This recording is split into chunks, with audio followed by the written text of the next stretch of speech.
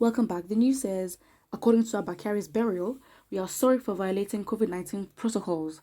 The chairman of the Presidential Task Force on COVID-19, Mr. Boss Mustafa, has apologized over violations that took place during the burial of the late Chief of Staff to the President, ABBA KYARI, in Abuja on Saturday. Mr. Mustafa, who is also the Secretary to the Government of the Federation, says it is regrettable that social distancing was not observed during the burial.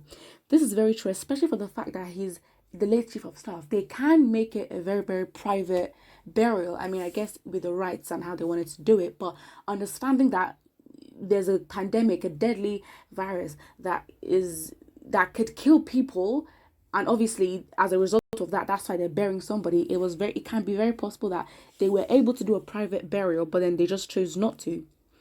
He made the apology during the daily briefing by the task force.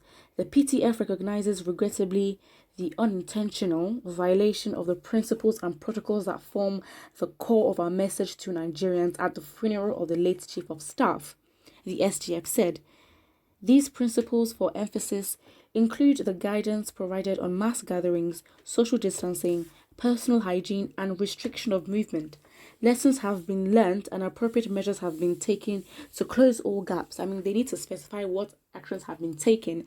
And for the fact that if they arrest people who go against the lockdown rules doesn't make sense. Everybody who went there should be arrested and they should be quarantined. But how could you possibly check on each person and make sure that they are fully quarantined? Because at the end of the day, there were a lot of people, commoners on the street, that just came and they were clumped up together under the hot sun.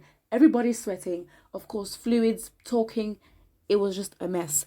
So what do you guys think of this? Would you accept the apology, especially when it's coming from the of the Presidential Task Force on COVID-19? Please put what you think in the comment section below, and do not forget to like and subscribe.